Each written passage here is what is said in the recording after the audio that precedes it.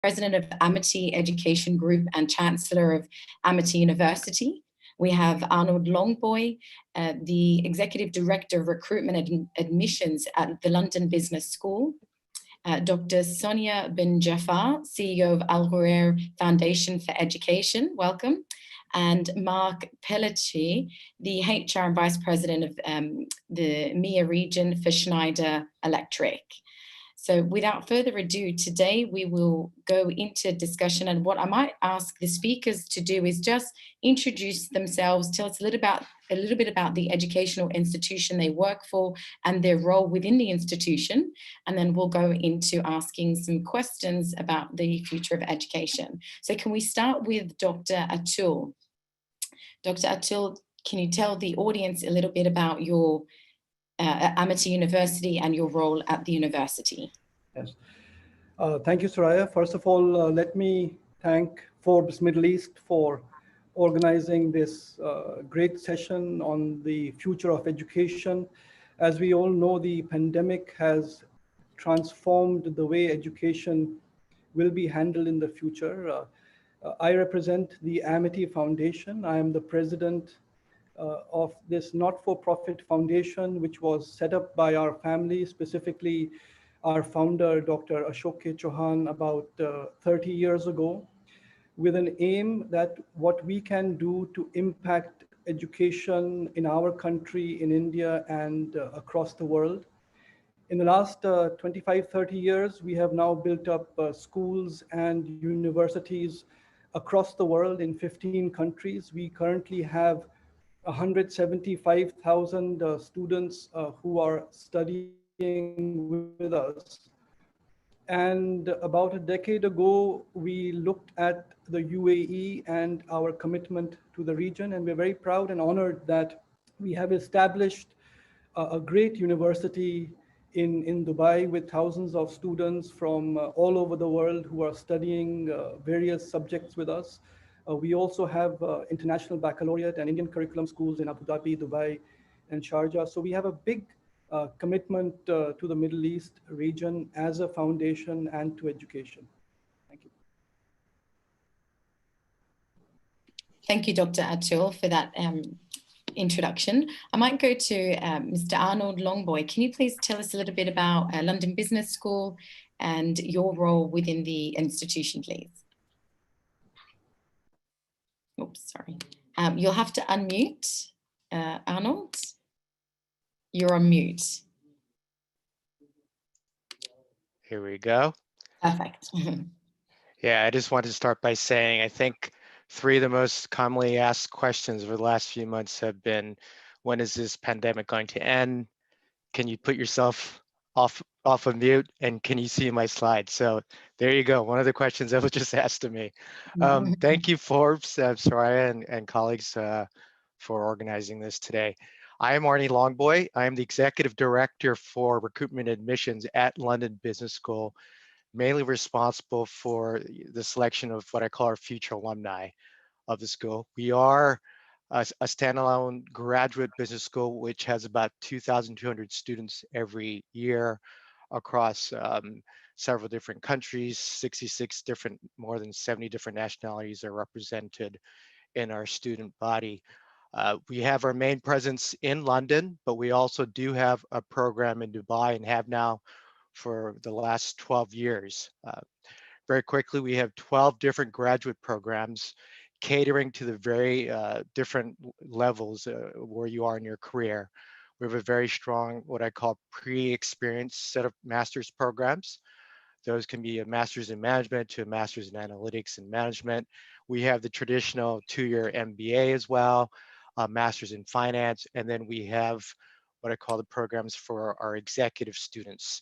So these 12 programs are all degree granting programs, but we also have a large portfolio of what I call non-degree executive education courses as well. I'm responsible just for the degree educational programs. So as I said, we've had a presence now in Dubai for 12 years, and can talk more about what we're doing there when the time comes. Thank you, Arnold. We might go across to Dr. Sonia. Can you tell us a little bit about yourself and the Al Ghurair Future Foundation, please? Of course. So the Abdullah Al Ghurair Foundation for Education was launched in 2015, and it supports the provision of high quality educational opportunities for Emirati and Arab youth across the region. We are one of the largest privately funded philanthropic organizations in the region, and we focus solely on promoting education for elevated livelihoods. So our purpose is to provide greater access to today's youth to tomorrow's opportunities, essentially, so they can positively contribute to the region's development. And as for myself, I am the Chief Executive Officer, so I run the foundation essentially on behalf of my my benefactor. Great, thank you, Dr. Sonia, for the introduction. Marc, we'll go over to you now just for a quick introduction about the Schneider Electric and your role. Yes, thank you, Suraya, and thank you, Daniel and Forbes, for organizing this very, very interesting webinar. Marc Pelletier, I'm the Vice President for Schneider Electric in Human Resource in Middle East and Africa. Schneider Electric is actually the leader worldwide for energy management, automation, and software. And we basically power homes, buildings, infrastructure, data centers, industries from a digital field or non-digital field. We have actually 7,000 people in Middle East and Africa. We cover 74 countries. And we will be certainly spending a lot of time on explaining what we are doing here on the education field and how virtual learning can be contributing to the development of Middle East and Africa.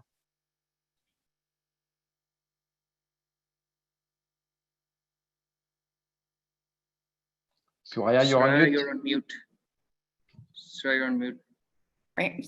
I apologize. What I might do is just keep myself off mute so I don't have to worry about muting and unmuting. But for everybody else, if you have that responsibility of just unmuting while you speak, that would be great. Thank you so much. And thank you for being patient with me.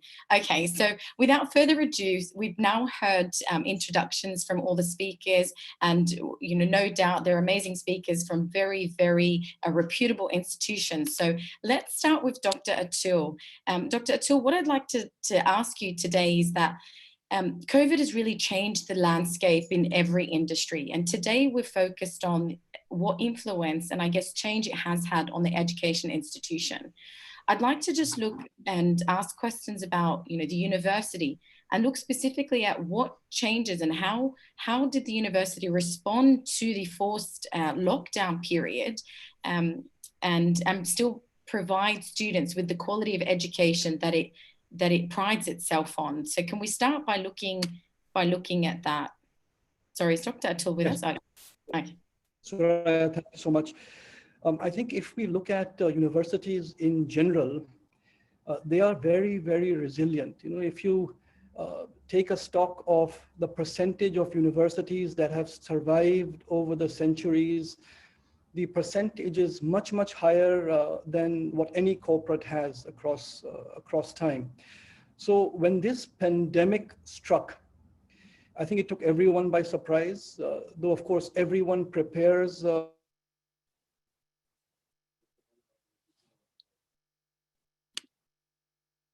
Sorry, Dr. Atul? Danielle? I think we've, Dr. Atul has internet issues, it says. Okay. I think we can wait for him to join back. You can move on, Suraya. We'll wait for Dr. Atul. So what I might do then is, I guess, Arnold, how about we go across to you, coming from the London Business School, and you offer education and degrees. Oh, sorry, Dr. Atul's just joined us. Yes, sorry, Dr. Atul, we lost you for a moment there. Yes, my apologies. So, so we took it head on, and we are very privileged at the Amity Foundation that everyone who works with us, whether it is at the leadership position or the faculty members, we have one passion, and which is to really nurture and groom young professionals and give them sort of the best education and experience that we can. So we took it head on that how can we immediately take everyone onto remote learning, and the benefit of having a network across the world and having colleagues. I think one thing in higher education, I mean, we are also a very large business group, as a family. So one thing we see in education, which is different from the corporate world, is that there is a lot of sharing of ideas, sharing of best practices. People are less secretive. So we reached out with leading universities and colleagues around the world that what is the best way to go about it. And we're very happy that within a week of the lockdowns happening across the world, and Dubai and Abu Dhabi really were the first campuses of ours around the world to go in a full remote teaching mode. And we were able to get our 170,000 students all remotely being educated at the safety of their homes. And it really sort of started this whole concept of online education. Even those faculty who used to be skeptical that can we teach remotely, can we use technology, it has really transformed their mindset that it is possible. In this case, it was in a case of emergency. So we are continuously now working on, we've had hundreds and hundreds of hours of faculty development programs to actually train our faculty on how to teach remotely, because it is fundamentally different. Any faculty who teaches in the classroom will know that teaching online is different. And I think across the world, all faculty colleagues are really adapting to this new normal.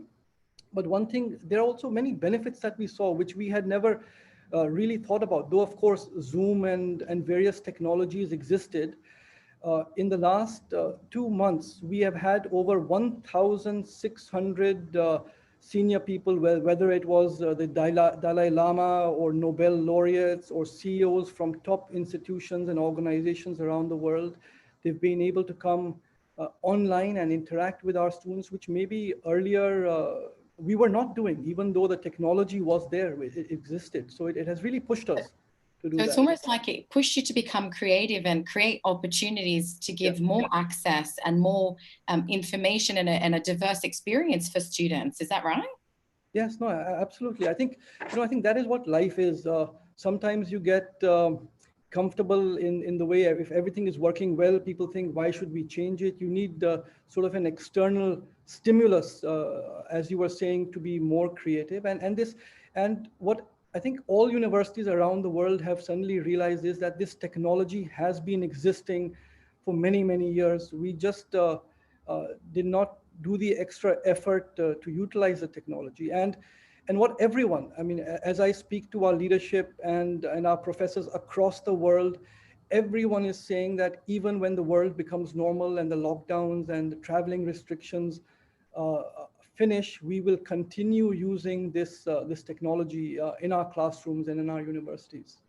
Excellent. I might come back to you and ask you a little bit about the university strategies going ahead into 2020. And I can see Dr. Sonia was smiling as you were making some comments there. So I'd love to hear from her shortly, but I might just go to Arnold for the moment, because Arnold, you're from the London Business School, so you may have had a similar or different experience from Dr. Atul. Can you tell us a little bit about what trend or what you saw happening in the sphere of the education during COVID and post-COVID, and what the London Business School intends to do going forward? Yes, I think as Dr. Atul said, we were also in the same boat, and in fact that's what's made this very interesting. The fact that everyone was put into the same situation. We all more or less had to go into lockdown at the same time, and then also had to pivot and respond to how we were going to be working with our students very quickly. So very similar experience where we had to pivot very quickly. I was really proud of our colleagues, faculty that were able to go online and start learning in many cases how to use the technology that they had to some extent been resisting, but now doing it and have adopted it fully. And in terms of the student experience, many of them approached it skeptically as well. But I have to say the experience has been very positive for many of them. We did a survey a couple months after they'd been doing online courses. The question was, how have you found your online experience? And for the most part, it was very positive, extremely positive. In fact, 78% saying that their online experience was good to excellent. So that was a nice result to get, considering as many of the institutions were facing a lot of skepticism. It was a really emotionally charged time for a lot of the schools as well. My own daughter, who was in university, she and I had some big discussions about what her experience was going to be like, and could probably share that from a personal point of view later on as well. What it's really allowed us to do as well is we'd always, part of our strategy was the adoption, more adoption of technology to enable us to enhance the learning experience. And what we were thinking was going to take a few months actually happened in a few years, sorry, happened in a few months. So now that's been adopted. We were forced into this experiment. We've been learning as we go, and just what I call some virtual surprises have occurred as well, especially on the student side, where, again, as Dr. Atul said, getting access to some of these great speakers, it was one big plus. It takes, I mean, a lot of our faculty have these connections, so you need to have these connections with these big time speakers and high profile speakers to begin with. But always in the past, they'd had to travel to London or to Dubai, and even if they were in the city, time-wise, it'd be hard to get them to campus. Now in 1 week, one of our students said she was able to see the CEO of BP, listen to a former prime minister, listen to, in her pricing class, listen to the person who had done the pricing strategy for the Olympics in Japan, all within 1 week. And she was saying, if it had been even if in a typical week, those had all been scheduled, she probably wouldn't have had the time to attend all 3 of those sessions, but she was able to do it, given that it was virtual as well. Interesting. So the trend seems to be that there was more increased opportunities, and it wasn't forced, but it was a catalyst to think more creatively and innovatively to enhance the student experience. Arnold, you made some very interesting points. I'll come back to those definitely, but I just want to move quickly to Dr. Sonia, just to get your perspective on what Dr. Atul and Arnold have said, but also, you know, from the AGF's perspective. I'm just going to use that acronym if that's okay, instead of the long title for the organization. Can you just tell us a little bit about what you saw happening during the COVID period, and if it has been a catalyst for anything, what has it been for, and what do you see the trend going forward in the higher education? And if we take, you know, Atul and Arnold's tone, opportunities that have been created. Yeah, thank you. We'll say AGFE for short. Okay. I think that there is consensus that COVID-19 is not going away. And even if it does, it's not going to be the only one. So I think I want to start there. The midterm solutions that are addressing the idea of what's happening now is that, you know, it's going to take, you know, over a year before we see a vaccine on a large scale. So the new normal is here to stay for a while. Beyond that timeline, when we're projecting into long-term realities, we need to have solutions that are going to address regular closures should there be something else. And, you know, the scientific community is completely on board with this. We have, you know, the research from Singapore worldwide that tells us if you don't like that, you know, you can always listen to the business people. Bill Gates has come out very publicly, this won't be the last pandemic we face. So everyone needs to adapt and prepare, including higher education. I don't know that we're going to return to what was that status quo. And I've heard that from a couple of people, you know, I can't wait till we just go back to normal. Well, we'll go back to a normal. It's just not going to be the old normal. So we need responsive solutions, better contingency plans to be in place, to recognize that, and I'm hearing this as well from the others, that the emergency remote teaching is one thing, and the level of quality has been a little surprising for people, that it was a little better than we expected we would do, almost. But as we move forward, and it's no longer emergency response, but we now have the time to plan this, the expectation for the quality of teaching and learning is going to be higher for the longer term solution. And in the region, the institutions need to think about online learning completely differently than they did about face-to-face programs. It's not taking face-to-face and putting it online. And there's, to us, 3 key opportunities that can come up. The first is flexible and support for lifelong learning. It's going to be appealing to this new market of students, such as those trying to juggle family responsibilities, work and studies, women, older students. We see this in our own scholarship program, our online learning scholars at the foundation. 70% are working while pursuing their master's online. In addition to that, we're going to be seeing, hopefully, more accessible models than traditional teaching models. Universities now have an opportunity for a wider pool of applicants in the region and beyond. They're going to be seeking specializations that are context relevant. And so that, means that the needs of the local and the regional labor markets are going to come into play. And if the universities want to respond to that quickly, that's going to be something that's going to be very advantageous for them in terms of their own market strategies. And the IT is by far more scalable than traditional in-person programs. So in Georgia Tech, they offer a master's in computer science online that costs the students 1/6 of the on-campus version. And because of that, in 3 years, the program's capacity went up by 97%. They now have 3 times more students than they did. That's an innovation that is sustainable for the university and gives greater access to more students. So that's a great opportunity that we're seeing. And I'll end with, and the reason that it's successful is because they chose very consciously to pay greater attention to the student experience.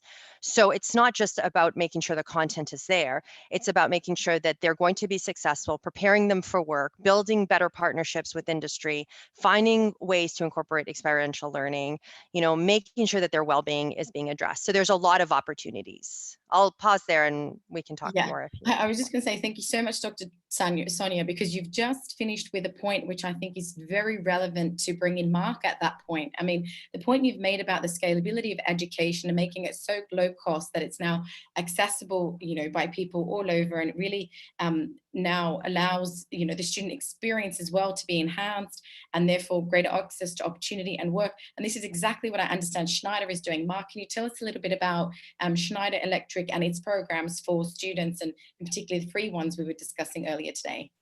Absolutely, Suraya. And actually, to echo to the other panel speaker, we have seen a huge acceleration thanks to COVID, or because of COVID, in terms of digitization. We see it in our business because our customers are asking for more remote control, more predictive maintenance, more analytics, but we also see it indeed in the virtual learning field. And we have actually a platform at Schneider Electric called Schneider Energy University, which is a platform we started to operate more than 10 years ago, which is totally online, available 24/7, wherever you are. You can access to it. It's free of charge. And this platform has been faced a huge acceleration in the last 6 months. We have seen a doubling of the number of people registering to this platform. We have about 50% of students registering to this platform, and the remaining part are professionals. Because when we speak about education, of course, we speak about youngsters, people being at the university, but education is actually something that's going to be going along the life. Probably in the past, we were learning something for life and we're having a job for life, but we see today that we need to keep upskilling and educating ourselves day after day. So thanks to the Schneider Energy University, 27,000 people have been certified between January 2020 and end of June. It's a huge acceleration, 2 times more people certified when we compare to the same period last year. So as you can see, digitization has been accelerating here. The benefit of this platform is that you can get access to free online course in 14 languages. For Middle East and Africa, most of the language will be available. You have it in Arabic, you have it in English, you have it in French, eventually in Turkish. So the population from the 70 countries where we are operating in Middle East and Africa are covered with their local language. And you have access to more than 200 online courses. And you start with eventually very basic courses for electrician or for youngsters and students in the university to learn about basics around motors, around energy management, around sustainability, how to make buildings more green, how to operate data centers, how to make automation become a digital field to have a better control for your process. It's really, really important because we are helping educating people in their journey to get a job, or for people having a job to keep maintaining their learning and get upskilled and developed along the job they have. What we have seen is an acceleration in terms of registration. Today, about 1,200 people are registering per month into this online platform. The big countries are Egypt, Nigeria, South Africa, Turkey, Morocco, the UAE. So we see that across the board, all countries in Middle East and Africa are very, very interested into this type of online course. So a growing appetite in terms of virtual learning. Thank you, Marc. But it sounds like Schneider is really ahead of the game. It didn't really wait for COVID to bring out this initiative. It's been going for some time now, but what you've seen now, I guess, is an increased appetite from people. And what you're saying is that the motivation and the inspiration for Schneider was always to educate people and give greater access to students to really advance themselves and potentially be recruited by Schneider. Is that right? So once they go through the program, they have more of an opportunity to be recruited at some point by Schneider. Fantastic. So what I want to do now is we looked at, and I guess we can see a trend and a consensus amongst all the speakers about the, I guess, response and during COVID and the trend in terms of a spike and a surge in the numbers of people now seeking online education. What I want to look now is project to the future, how you see the future of education. And particularly, I wanted to ask the universities, so London Business School and also Amity, moving forward, how will the educational models change? Do you have a strategy to change the traditional model from being face-to-face to either a hybrid or to a full remote online learning? Can you tell us a little bit about your short and long-term strategies? Dr. Atul, we might start with you. Yes. So a very interesting question that you have raised, and will be one that all academics around the world will be really discussing and researching on. I think my personal view very strongly on this is, though remote learning is a very good supplemental tool to academics, I mean, especially if we're talking about formal higher education degree programs. But in the end, what is education about? And when students go to universities, it is really to discover themselves, discover their strengths, to sort of transform, get confidence, make a good group of friends who will be friends for life.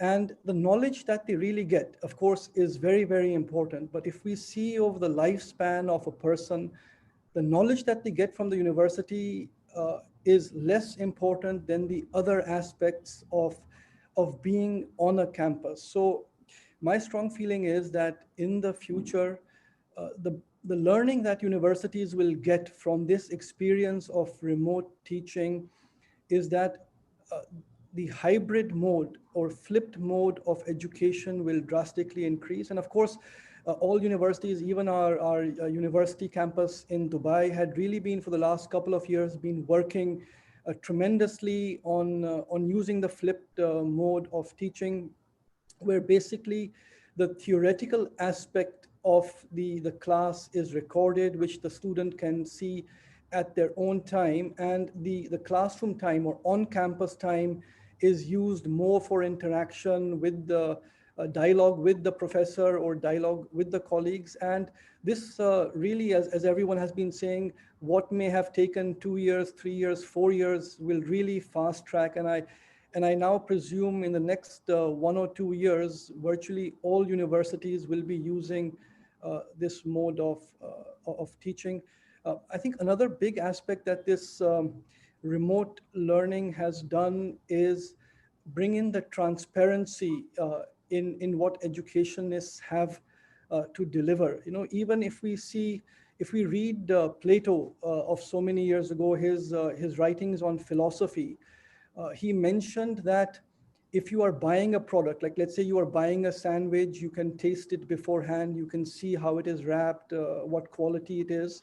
But education is something you only get to understand or the quality once it is already too late. And as he said, your soul is already destroyed. But what this online education has done is that everyone is seeing over the shoulders at the school level, parents are seeing, relatives are seeing. So faculty have really had to sort of become more responsible in terms of what they're teaching. And that will really transform the education system. Excellent. Okay, so what I'm really hearing from you is you think the way forward will be a hybrid model, and Yes. and the intention is really to enhance the student experience, where the face-to-face element is going to be much more interactive than perhaps what it previously was. So that's interesting. I mean, to me, it sounds really interesting. Arnold, can I just hear from you in terms of London Business School and what you think their strategy is going to be going forward? Do you agree with Dr. Atul in terms of a hybrid model being the ideal model and the way forward for education, or do you have a different idea about what it will look like going forward? Sorry, I believe you're on mute, Arnold, sorry. Yeah, sorry. As I said earlier, what the pandemic has allowed us to do, and what was just repeated by Dr. Atul, is that our adoption of technologies has really accelerated, and we've seen now a lot of good in terms of what I call a blended approach. So using technology to complement what we had face to face. This autumn, we will be starting virtually for about a few weeks, but then quickly thereafter going to the hybrid model, allowing those that can come to our campus in Dubai and or London especially, the ability to have the face-to-face, but also still the school has to keep in mind much of what the government has imposed on us in terms of physical distancing and health and well-being considerations that we have to put in place. So it will be a hybrid model from September 21st going forward. And I can see that being there for a few months, but it really is, again, for us, using technology to enhance what has really been a main factor for us for many years, is the value of face-to-face. Dr. Atul mentioned, or someone mentioned earlier, the idea of this flipped classroom. So just to give you an example, whereas a professor would be spending, say, an hour's time lecturing on some standard theory, can easily now put that on video, have the students look at that ahead of time, and then when they come together, use more of their time with discussions, higher value discussions, and where there's a lot of Q&A that can occur, a lot more time in that kind of discussion, interaction than they would have had in the past. So that is how we plan on using technology, and also not just for students though. What it's allowing us to do is provide or enhance what we call the lifelong learning aspects of what we want to provide for our alumni as well. And with 42,000 alumni spread across the world, 155 countries, the scaling that we can see from the technology is really allowing us to enhance the experience beyond just the on-campus experience too, where many who had graduated several years ago can now access that favorite professor they had on the latest, say on the economics of pandemics, for example. Okay, thanks, Arnold. Marc, I want to come over to you because Schneider Electric's platform is all online, and the idea is that it gives people in remote locations the ability to access education, which means the face-to-face element is really reduced. So we've just heard from Dr. Atul and Arnold about a hybrid, and they, in their view, that's the ideal mode of learning. What's your opinion on this, given that you've worked with the remote learning, and this is the fundamental, I guess, framework of Schneider Electric? So do you share their opinion, or do you have a different opinion on remote learning versus hybrid learning, and what the future of education will look like? I fully share this opinion. And by the way, there is no one way or one size fits all in terms of learning. I mean, we all have to contribute, and we all have to partner together. We partner with universities, universities partner with the private sector or with NGOs. So all together, We have a big role to play in terms of education. And as this virtual learning is moving, we see that it's bringing probably more agility, more adaptability, an appetite to be able to upskill your education. That means you will be able all along your life to keep learning. This is something that will be extremely interesting, where universities will play a big role, obviously, and the private sector will also play a big role. At Schneider Electric, our contribution is that when we certify people, we help them to either enter to Schneider Electric or to eventually get a job. When we look at the needs of Africa or Middle East and Africa, one of the big challenges that the continent in Africa, for instance, is facing is access to electricity. Probably only 43% of the population in Africa is having access to electricity or clean water. Because without electricity, you cannot have clean water. That means life. So powering electricity, powering energy means also life for people. So when we educate people, when we train people, students or professionals, to be well educated to power life, to work around pumping, to work around how we bring electricity to remote villages, we are actually creating jobs for people. We are helping communities to have a better life. And I can tell you that when I was based in Thailand before joining in Dubai, I was actually seeing young children getting for the first time of their life access to electricity and seeing light after 6 p.m. They were able to learn after 6 p.m. and you were seeing in their eyes how they were absolutely delighted for the first time of their life to get powered. It was very, very powerful. So we see that upskilling will be certainly, as Arnold was saying before, something that will accompany each and every one during a long life journey and a work life journey. So education is not one time, and here we have all a role to play. Thank you, Marc. Dr. Sonia, I want to get your opinion in terms of a hybrid learning, remote learning, and I guess upskilling and reskilling student candidates to move into the workforce. So Marc has touched on that, but can we hear from you about your perspective and the work that you do at the AGFE? Yeah, sure. I think in order to answer this question, I want to talk a little bit about the partnerships that I'd like to see, that I think that this will engender. So clearly there's a lot of shifts in the air, and I read some of the comments from the participants who have some concerns about these shifts. But I think if you have an open mind, you're going to flourish. It's not really more complicated. The fact that we have an economic downturn, campus shutdowns, is just an opportunity for online education and corporate connections to really take root. The reality is during economic downturns, people lose their jobs. This is not a first, it won't be the last. And when that happens, there's a tendency to upskill. It's not new. Between 2007 and 2010, the recession profoundly changed the American landscape of work. 9 million people's jobs just disappeared, right? In 2016, the National Bureau of Economics reported that downturn acted as a catalyst for employers to crank up skills. And those skills were tied to certain occupations, and it was essentially taking advantage of widening access to technology. Fast forward to now, it's not really that different. You know, a sales job used to consist of developing relationships with customers. Now it involves data analysis tools to target products for certain clients.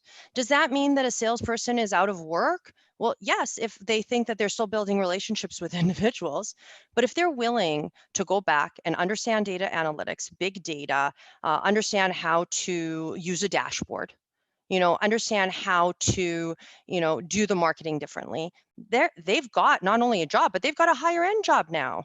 When the economy is down, people go back to school, but school is closed.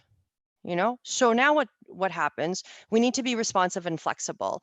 And as every one of us has learned, but as you've just mentioned, remote workers and people who can work creatively and effectively from a distance, that's just something that's a baseline now. And universities need to be on board with helping students get there. If you do not help students get there, I'm sorry, you're not doing your job anymore. You know, we have in 2016, the McKinsey Global Institute estimated 14% of the workforce would have to switch occupations because of this, because of automation and artificial intelligence by 2030. We need to get them there. And corporates are being corporates. I mean, Schneider is doing an amazing job. We can't expect every single corporate institution to do this, however. I think that the recruitment and training is costly, and we have universities. If we can connect the corporates to universities organically, we have an opportunity. Both parties need to change the relationship. So better relationships. So right now in the States, Coursera for Campus is taking root. This is a global learning platform. They're building practical bridges. The labs that are being built the projects are being designed by corporates. When the students do those projects online, fully online, incidentally, it's serving as assignments for course credits. That kind of integration is innovative, and it's moving us all forward so that, you know, it's allowing the private sector to get involved in a responsible way, not to dictate curriculum, but to give opportunities for practical learning. It's allowing universities to think about, you know, industry-based projects and co-ops, to look at remote work, to incorporate that into their programs, into joint ventures. And so those are the kinds of opportunities that I see that will be really interesting. Dr. Sonia, I'd like to pick up on that point because Dr. Atul is nodding his head there, and you know, we're very aware that you're from a university. So what is your perspective on what Dr. Sonia has had, and what will Amity going forward be doing about this if it's already planned and prepared for what Dr. Sonia has spoken about? Yes, I think what Dr. Sonia just said is absolutely relevant. And I think universities have multiple roles to play. So of course, research, fundamental research in basic areas is very, very important for generation of new knowledge, but also to have applied research, applied teaching, which is industry relevant, is a big responsibility, because in the end, the corporate world is looking at universities to generate manpower that can come and be productively employable. And many times universities around the world have to hear from the industry that we have to retrain the manpower that is, or the students who are coming outside of out of the universities. So at Amity, many years ago, we made this concept of industry-led institutions, where we have partnered with some of the leading institutions from businesses around the world. I'll give an example. Tata Technologies is a company of the leading multinational of India, the Tata Group, which focuses on designing engines for cars like Jaguar, Land Rover, and they design Rolls-Royce engines for airlines. And together with them, we have set up the Tata Institute of Technology at the Amity campus, where 50% of the faculty are engineers from the company, 50% are faculty of ours. We have replicated all the labs that they have in their company, in their factories. The students do all their internships at the Tata companies. And we see a phenomenal transformation in these students when they come out in terms of their employability, the practical knowledge they have, because the industry is actually coming to the campus of a university and teaching what they know is required for the future. So this concept of industry and universities partnering is absolutely needed. And we have seen a huge difference in what it can make. I bet Dr. Sonia is very glad to hear those comments by Dr. Atul. So there is a proactiveness from the universities in terms of bridging those gaps and really equipping with students with the right tools, not just from a theoretical and knowledge base, but also from an industry perspective, which is great. Arnold, can you tell us about whether that's happening also at the London Business School? So I know that most of the students that enroll with the business school are postgrad students. So they've probably had an undergrad degree, they've gone off for some time, time, gain some industry experience, and then come back to the university. So how do you upskill or reskill or keep them sort of up to date? And what do you see as being the trends, and what is London Business School that's doing similar or differently from Amity? Yes. So as you said, we are a graduate school focused on business education. So the tie-in with business is critical for us, and making sure that what we teach our students can be readily applied once they're employed by the likes of Schneider Electric and others.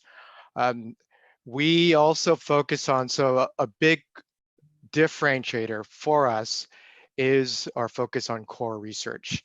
And I think that is still a competency that universities or business schools like us, have the resources to do. And as we've been saying, it's more critical than ever now to make sure that when we're making decisions and putting things out there, be it about the pandemic or other things, that it's based on solid research that's unbiased. And I think that's still a role that universities, places like London Business School, can thrive in. Experiential learning is also critical, as you said, not just focusing on the theory. We believe you still need to understand some of the theory so that you don't just jump on the latest fad again, but so a theory combined with some experiential learning is critical. That is often a key component of why students join London Business School, because of the experiential learning.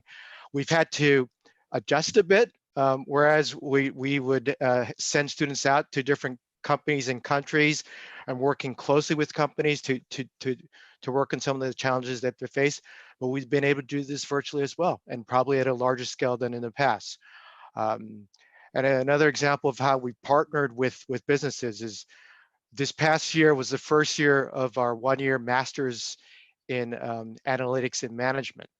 And before we launched that program, worked really closely with the employers, the companies that we partner with, to make sure that content, their curriculum, was aligned with what the companies were looking for. So it's a master's in analytics and management. It's, as everyone is seeing across the world, huge demand for that kind of curriculum and analytics, business analytics. And the companies can be rest assured that once they graduate from our programs, they're going to be ready from day one to work on the challenges that the companies are facing. So that was a great partnership in terms of formulating our curriculum based on the needs of companies there as well. Another thing I've noticed, just going back to pandemic, is how we were talking about this earlier, how we as executives seem to be working 30% more online. Whereas with the students, they seem to have, I don't know if they have more time, but they're doing a lot more too. And one of the things I just recently heard is how they've been volunteering a lot to help those in need within the community, be it people in care homes that aren't able to access food. They've been going to them, providing them food. But related to businesses, we have a small business initiative where students, with their business knowledge, have gone out to small businesses. They could be 4, 5, 10 people businesses, and have gone to teach them about cash flow management, basic accounting, how they can maybe improve their marketing, and that was all on a volunteer basis as well. We did that in London and UK. We're hoping to scale that further out, and it could even become a regular program that we scale globally. Wow, that's fantastic. Great initiative by some of the students. Yeah. It sounds like, so not only access to learning, but also it's helped them to be more creative about how they use their time and implement some of the skills that they've learned through education, which is great. What I might do is the sentiment and the tone is very consistent across the board here, which is good. I mean, it doesn't make for a debatable conversation, but it makes a good, smooth one. What I want to do is just touch upon maybe is the last sort of question that we really haven't is, we can see how the landscape of education has changed. So the way students are learning, the way teachers are teaching. Let's take a little bit of look about what they actually need to be learning. So one of the common words that keeps coming up here is technology. So we're looking at, Dr. Sonia mentioned big data, Dr. Atul was talking about AI. Again, Arnold was looking at, data analysis and how these are going to be informing the educational space. So it sounds to me like there isn't only going to be a change in terms of using technology to deliver, but there also sounds like there's going to be a need for new knowledge in the space of technology and acquiring that. Now, I know, Dr. Atul, your university prides itself on upskilling or skilling students for the future jobs. So what are those courses? What do they look like, and what are the future jobs? And maybe we can hear from the other speakers as well after Dr. Atul. I think one of the biggest responsibilities of universities is really to equip students to be fit for the world in the future. And as one of the colleagues was saying a short while ago, that the world will be very different in 10 years, 15 years, 20 years down the line. And there will be hundreds of job profiles, which at the moment we can't even visualize what they will be. So a big responsibility of ours as educators is to teach students how to learn, how to always look out for developing themselves, and lifelong learning from that point of view is very important. As a university, any student who graduates from the portals of the university, we support them for decades and decades to retrain themselves on the latest technologies. And we have a special wing for that organization, which is called the Amity Future Academy, where we run short-term programs, primarily online programs, because it is meant for people who are working professionals, which looks at the latest technologies required for today and for tomorrow to upskill all the professionals.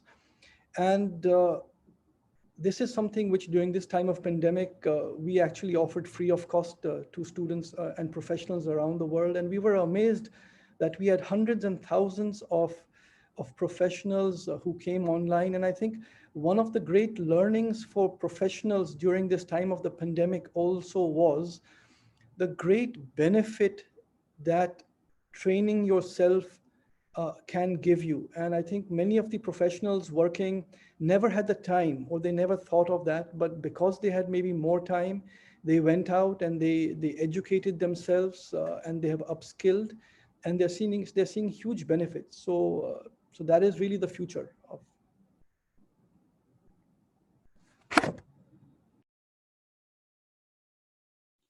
You're on mute, Suraya. You're on mute. Sorry. Sorry, Marc, I wanted to hear a little bit about you, from what you think the future jobs are and what students really need to be upskilling in, because I understand when we spoke earlier, there's a really big need, a massive need now, not just regionally, but globally in specific industries for knowledge and for advancements and really skilled professionals. Can you tell us a little bit about what the gaps are in not so much education, but the workplace that students can access to get those high-end jobs that I think Dr. Sonia or Dr. Atul were mentioning before? Sure, and I imagine that some people attending the call today are very interested on trying to understand where there are jobs for the future.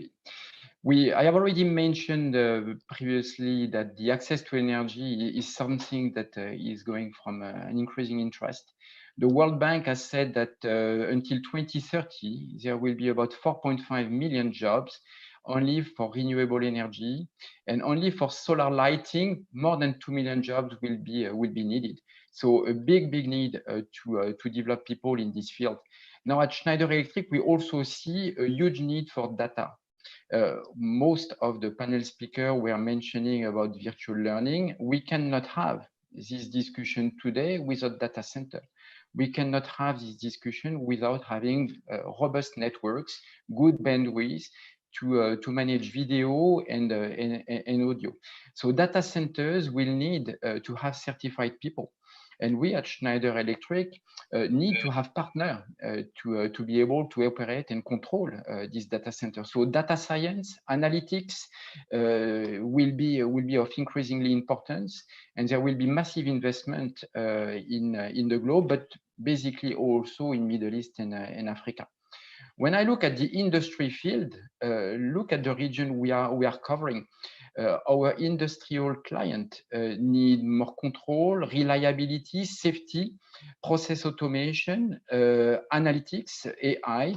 So whether we go to food and beverage industry, oil and gas, or mining, all these clients will need engineers, business scientists, operator, to be able to operate safely, remotely, eventually, with an operation of new technologies. So all these jobs will be needed. For Schneider Electric, this means a massive need from the university to educate students for the future. This means for Schneider new partner, and this means for Schneider Electric also new business and people to recruit. So we are very, very happy here to contribute. Thank you, Marc. Just for the last question, I might go to Dr. Sonia, get your opinion on what the future of jobs is and what the AGFE is really focused on in terms of, upskilling the students, particularly the Emirati and Arab ones, to get the, future jobs. So can you tell us a little bit about what the AGF is doing and your strategy as the CEO? Sure. So we have multiple programs, and one of them is our scholarship program, where we are giving individuals that are high needs. So they're high merit. I call them kids. They're young adults. They're high merit young adults who wouldn't have had an opportunity to access higher education of quality had they not been given a scholarship. So we have, roughly about 500 STEM scholars. So they're in 15 partner universities. And in addition to that, we have online scholarships with Arizona State University, and we used to have them with MIT as well. So those kinds of pieces we focused on, and we focused specifically on STEM, and we focused on, biomimicry and, education and things that we know are going to go forward. We also engage with governments to support online learning, and we conduct research on the issue. We support universities directly, so we're supporting the American University of Beirut, and we've supported the American University of Cairo to take their pieces online regionally. We're working currently to co-construct a consortium of universities for quality online learning in the UAE. And we're doing this in partnership with the Ministry of Education here. So we're really working in that space to be able to be a supportive partner. And I think in terms of our vantage point, it's almost a little bit of a privileged vantage point. I always say I've got a privileged work life because I'm not a university, I'm not a provider, and I'm not a regulator, I'm not government, and I'm not a vendor. I'm not really trying to sell anything, but I am an interested party because the Al Ghurair Foundation for Education focus is on providing support. And we want to provide support to those individuals like we do in terms of scholarships, but we want to provide support to systems. So whether it's to governments, to organizations, to NGOs, whatever the system is, so that they can provide better access to higher quality for more people. And I think that in terms of our focus, that gives us an incredible vantage point because we're an interested party and we have funds to back our interest and to be supportive, and we can galvanize support around it. So, the Ministry of Education in the UAE has been very forward thinking in terms of online learning. Their standards for accreditation were released last year. So bringing the consortium together and getting on board with them was not a huge jump. It was just a natural progression of things. COVID-19 kind of moved it all forward. And so what that also does though, and I'm sensitive to this, so I want to mention it because we have, as you mentioned, Suraya, had a very pleasant conversation of agreement. And I just noticed with the comments, and I did want to highlight that there are still challenges, and our challenges are still quite large, and that's what we're trying to address. So as a foundation, we're trying to say we've noticed these challenges, we'd like to help. And there's a few challenges that I think I would be remiss if I didn't share them because our students told us what they were. It's lack of interaction with the classmates, lack of motivation to study online, weak internet connections at home, fear about trying to get jobs. So Marc, you'll be very interested in this one. And when you take those individual concerns and you put them at the macro level, what is this about? It's about half our scholars having their learning disrupted and having to evacuate their accommodations and go home. Homes are single room homes with multiple people living in it and limited resources. There is a digital divide that's compounding the education divide. And talking about, the opportunities around online learning without talking about the digital divide is marginalizing this particular group further. So I want to make sure that we talk about this just for a minute. So I think that there's a really important piece here about making sure that regulators address this, corporates address this, and universities address this as part of the solution. And the other piece that I'll mention, and then I'll stop, is the emotional and social well-being. And I think that Dr. Atul, you actually mentioned this earlier, that connection that they need for one another. Even though some of our scholars have online learning scholarships, the stressful situation of the economic crisis has brought stress into their homes, and they're not coping well. And even though there are tools and opportunities to have support, they're not accessing them because of a multiple reasons, including, they might not know that it's there, they don't feel comfortable, there's a little bit of stigma. So really bringing together that work experience and mental well-being into the fold of the academic learning, the content learning, and making that 360 support. That's what we do at the foundation, and we find that that's why we have success with our scholars. And we'd like to see more of that across the board with the regulators and the universities. I hope that's okay. Suraya, you're on mute again. I'm so sorry. I just didn't want any background noise to be affecting the quality of your talks, and then I keep muting myself. So thank you, Dr. Sonia, because you addressed one of the questions which I was going to put to everyone, which were not only the advantages, but what are the challenges been, and what do they think there will be going forward with the changing models of education. So you touched on that briefly, which was actually comprehensively, which was fantastic. So what I'm going to do now is, since we've heard from all of the speakers, I'd like to address some of the questions that have come through online as you were speaking. And then I will address it to one speaker in particular, but if another speaker has something to add, feel free to unmute yourself and add to that response. So the first that I wanted to look at is, there's a lot of concern around what the cost of education is and whether that will be reduced. So people are obviously being affected not financially by the COVID. And although we see that there's been a surge in the number of students registering into courses, the cost factor is always an issue. Now, universities aren't free. They're probably not many that can afford to provide free education. We know Schneider's doing it and they're doing a great job, but university and that quality and with that accreditation is not. So what's your opinion on that, Dr. Atul, and the cost of education? Is that coming down, likely to be? Yeah. How do we see that going forward? You're right. I think it's a very important question for all students and parents. I think what one has to realize is that the cost of running a university is not just the infrastructure, but also there is so much which goes into it. For example, a huge amount of resources are spent on research, on the great faculty that a university has. And I think in the end, a university is not really the bricks and mortars, but the quality of faculty it has.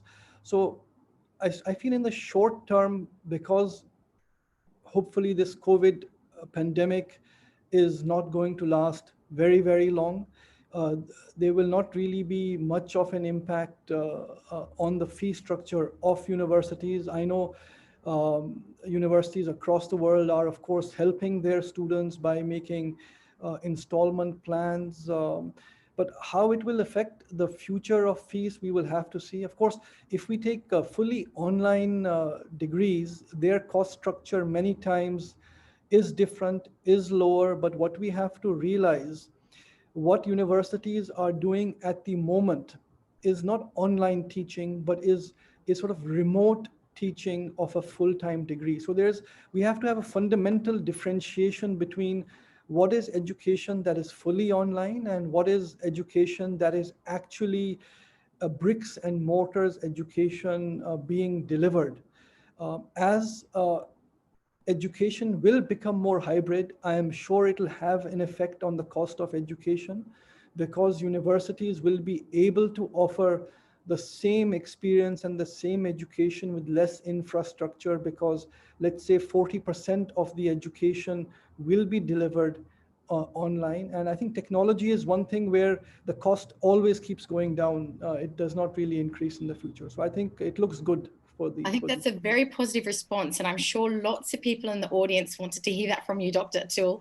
And I've got some burning questions coming from the audience to direct the same question to the London Business School. So Arnold, can you tell us a little bit about the MBA that the London Business School provides, and how and whether you see the cost of that will reduce now that there will be more of a hybrid model of learning? Yeah, so I think similar to what Dr. Atul said, well, I'll speak just for London Business School and business education in general. Last few years, we've actually seen an increase in demand for the degree, especially at London Business School and at Europe, whereas in the US, a lot of the business schools saw a fall. I think that's an indication that many there in the market still see value coming from this degree, even if across the board, many schools charge what is a premium price. So the value of the MBA is continuing, and I think career prospects as well will continue for our graduates. There's always going to be a high demand for high quality talent, and of course the best, the brightest and most prepared students are always going to find jobs. They're not necessarily going to be in those traditional sectors that we've been sending them to in the past, but there's going to be new opportunities that are coming up. Someone mentioned the last recession and how financial services took a nosedive. Out of that situation came these opportunities in fintech, for example. So we're seeing that now, where some industries are thriving. We see it a lot in the tech, pharmaceutical companies, and so the best and brightest are still going to continue to find jobs there. However, what Dr. Sonia said was about equity. One of the things that concerns me personally is making sure that we do provide access to those who merit, but also who wouldn't necessarily be able to afford an education like LBS's. And for that, we are putting a lot of emphasis in trying to get scholarships from organizations across the world. We recently got a nice donation from the Laidlaw Foundation that is targeting women who would never have thought about a business education from the likes of London Business School because they thought they could never afford it. So now we are offering some full scholarships for women based on need. Of course, they also have to be able to withstand the rigors of the academics as well, but it's more and more kind of scholarships that we're looking for, and our alumni are also stepping up to the plate and saying as well, I had great opportunity at LBS, I'm doing well now, but I do have concerns about those who have less means, and making sure that they actually have equal opportunity to learn what I did. So it's gonna take work from us, the school, from our alumni stepping up, as well as other groups, foundations out there that also want more people to have access to this kind of education. Great, thank you, Arnold. I think you covered that quite comprehensive as well, so thank you. So there is another question coming from the audience, and that is, if the model of learning is going to change and it's going to be more remote and online, there won't be a need anymore for as many physical campuses and buildings within the UAE and even globally. Do you see that is part of the strategy of universities, that there won't be as many physical campuses in some of the regions? Dr. Atul, Arnold, or even Sonia or Marc? I have a strong view on this, that the university experience has to be a bricks and mortar experience. We may in the future see components of it going online, but as I had said earlier, it's a life experience, and there are some people who are not able to go to university and they are working and they do online degrees, but then the need of that is a very different need. I think for young people, especially at the undergraduate level or even at the postgraduate level, there is a big requirement to be with other people. In the end, we are social animals, social beings. We have to learn the experience of being with other human beings, the experience of being with people from different nationalities, and growing up with them is really such a personality builder. So universities will be there. It may be the way they are built may be different. I mean, for example, in our lifetime itself, we have seen that libraries have transformed. In the traditional older universities, libraries were places where if you went in and you spoke, someone told you to stay quiet. If you look at libraries now in universities, they are more places of interaction where you can actually talk, because as we have realized that what the value of interaction and group work is, because that is what is required by corporates. So universities will adapt, will develop, but campuses will stay. Nice. Thank you, Dr. Atul. Dr. Sonia, I've got two questions coming from the audience that I think are fitting for you. So the first one is, how can digital learning support the forgotten third, which is those with special educational needs, disabilities, gifted and talented? So what's your opinion on that? How can technology help? I digital think learning. So I assume that, yes, the different online roles of learning, learning. The online. Well, the first thing I would say is in most of those cases that you're talking about in a physical environment, when you're in the education sector, in a classroom space, essentially, technology is what's used to support those individuals in the class.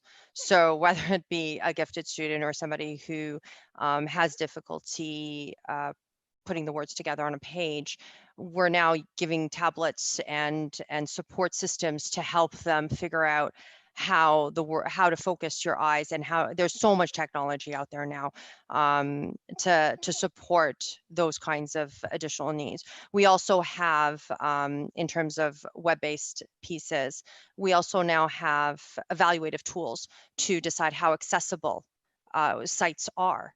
So very quickly they can look and say, you know what, you're not being accessible to this need or that need. And so those things can be quickly identified and repaired if the will is there. So I think that there's a lot of support for that group of individuals. I don't think that they're the forgotten third. I think that they're very much in the forefront of a lot of our minds.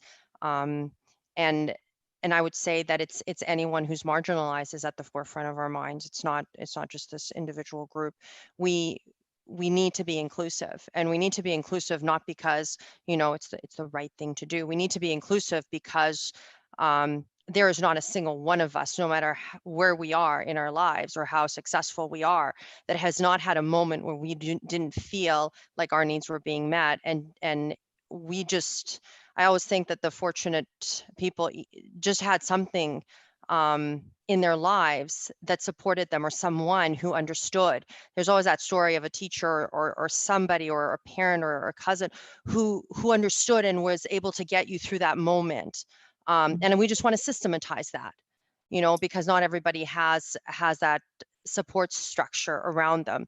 And I think inclusiveness is just part of this conversation, which is why I talked about the digital divide. But again, we go to, Dr. Atul and I will respectfully disagree about the campus piece. I do agree that the campus experience is a great experience, but I also agree that if that is what we're going to promote as the ultimate goal, we're now marginalizing so many who won't even dream of affording that. So is there a stepping stone? Are there different models for different people? And the answer is, I believe, yes, there are. So let's explore that together. And let's have the corporate sector help us explore that, because if anybody can figure out logistics quickly, they can. And we see this with multinationals, in response to to different disasters. The multinationals are the first on the ground because their logistics are so good. You know, they can lend a hand when they want to. And I actually believe that they generally want to, but sometimes, you know, the education sector is, you know, I'll be a little bit, you know, I'll say this with trepidation. We can be a little bit arrogant. And it's like, well, we know best. The corporates don't know best. And so let's extend our hand and say, you know, can we do this better? Are you doing something that's better with your training? Can we talk together? Can we share space for learning? Because you actually have a space in this rural area. Can we share that space so we could have that learning environment there? I mean, there's a lot of different ways. And again, I go back to the original statement. If we're open-minded with a will, we can change the relationships, and then we can change the entire landscape. Thank you, Dr. Sonia, for your perspective. There's definitely, you know, advantages and disadvantages to the CAP-based online learning, you know, face-to-face. And this is really about, I guess, exploring those different opportunities, and it'll work for some and it won't work for others. But the future of education is such that it is changing, and people will need to be open-minded, as Dr. Sonia has reminded us many times, and just to grow and to really embrace and go along with the lifelong process. So Marc, I'd like to just come to you for a moment and ask you a question that one of the participants has raised about industry-led institutions being the future of education. So I won't read this question out verbatim, but what I understand is from what this question is asking is, what are the future needs? What are the future educational needs, but also in terms of industry leading what the education will look like, and the future job styles? Can you tell us a little bit from your perspective on this topic? Sure. Let me try to answer this question, but also rebound on what my distinguished guests were actually also saying. At Schneider Electric, we look at learning into 3 E concepts: education, exposure, and experience. So we really believe that experiencing is super important. If we are not experiencing on the job, apprenticeship, for instance, is very, very important today, because you come from the university or you come from a different background and you really want to learn a real work, a real job. So if we don't have these bridges between education institution or people coming just without degrees, this will be very, very important to have this apprenticeship, internship, whether they are virtual or on the job, will be certainly contributing to, on the one hand, make the people feel more comfortable, more confident, have more trust in their ability to get to work. For the universities, certainly also very, very important, because they will be able to have a back and forth relationship between their students and the private sector. So for us, it's really, really important to have this experiencing and exposure model, because without that, we don't have people that are going to be able to be employed. On the field of what we need from the universities, as we are speaking about something which is developing very fast, we need probably to educate our students on being more agile, being able to learn fast by themselves, to learn on how to learn. I think without that, we'll not be preparing the students for the job of the future. I am able to tell you what are the probably market and business that's going to need to employ people for the coming 10 years. But I am not a guru to tell you what is going to happen in 15 or 20 years. It's very, very difficult today to predict. Therefore, we need to predict the unpredictable. And if we are not educating students to be adjusted, adaptable to this new world, we will not be able to give them a job for life. And they will need to probably change their career in many, many, many steps. So how to educate, how to train, how to prepare the people for this new world, because without that, we will certainly have and face a lot of challenges. Sorry, thank you, Marc. I see that there are lots of questions coming through. So I'm not sure if we're going to be able to answer all of the questions today, but what I can see and hear from our speakers is that they have touched on many of the questions that have come through. But we'll just take a few more, and Daniel, tell me if we've got more time or whether we need to come to a close. I might just take a few more questions.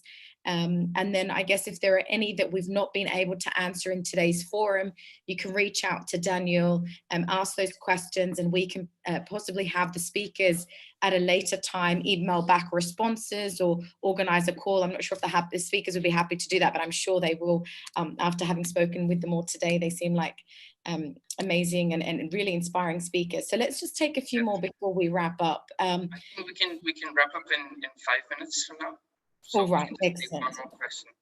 No worries. So I guess what I'm sensing and the trend of the questions are really that we've looked at digital education, we've looked at the future of education, and there's no shying away from the fact that a lot of it is going to incorporate technology and be online.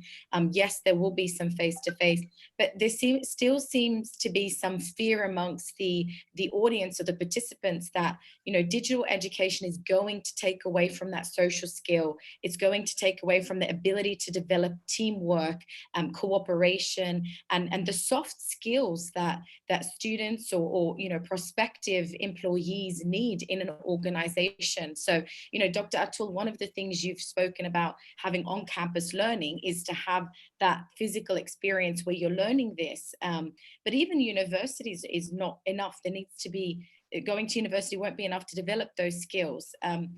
You know, who would like to answer this? There's a lot of speakers that would be happy to answer this. Perhaps just unmute yourself and jump in for anyone who'd like to answer this one. How can we really? I think Dr. Sonia is a quite avid supporter of digital learning. So I think that question could pretty well be answered by Dr. Sonia maybe, Sure. as well as Dr. Atul and I think Arnold.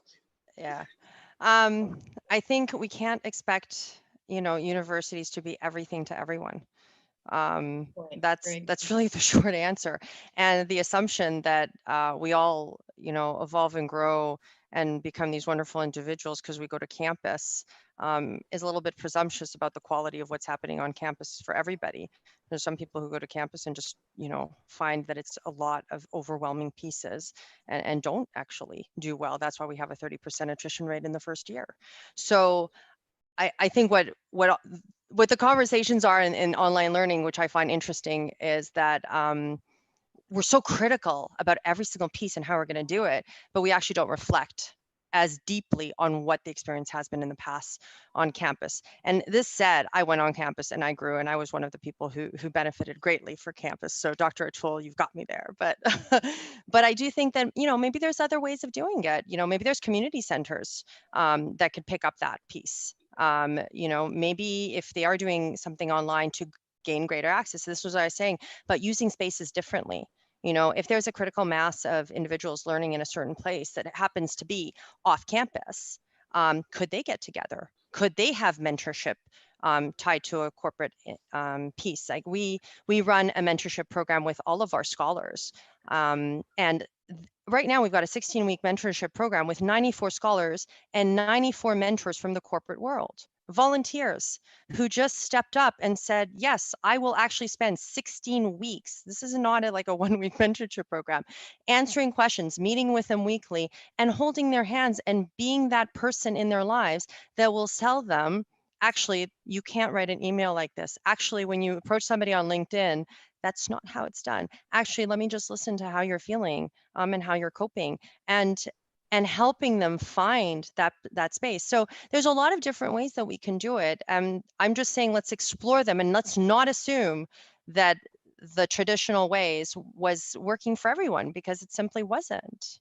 And I'll pass it to Dr. Atul to contradict me. Yes, no. Maybe I could be a middle ground here as well.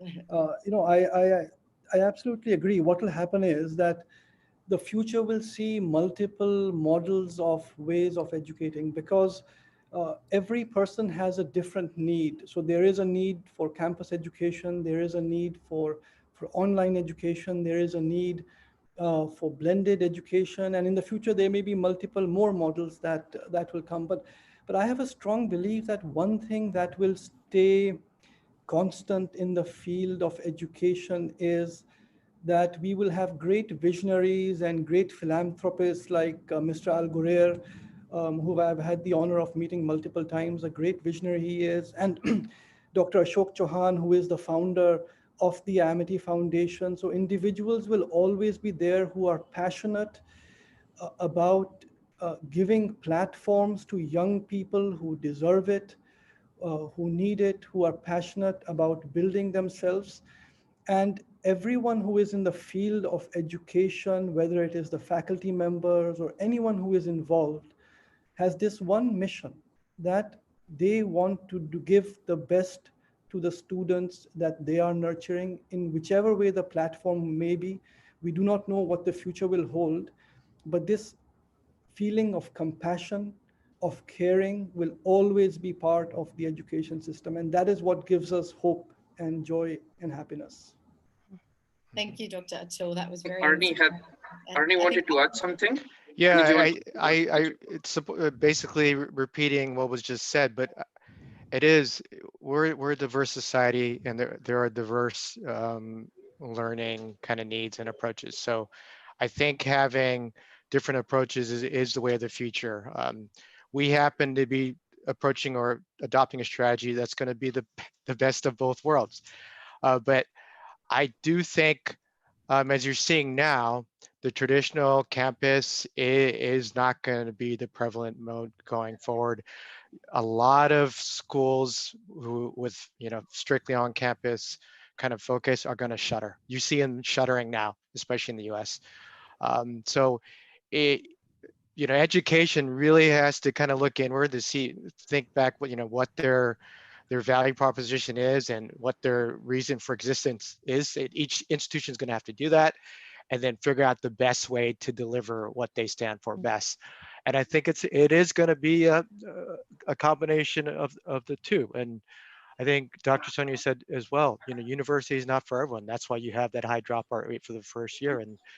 And again, to reiterate what she said, they cannot be the solution, the panacea, because we're talking about primary education as well. And I'm not sure we're going to necessarily go fully online for that. I don't think we should. But from primary education, making sure that those who aren't necessarily ready for higher education could look at different opportunities, apprenticeships, for example, going straight to programs that Schneider is offering, apprenticeship programs of that sort. So it's a diverse world. There are different ways of learning. Everyone approaches it differently.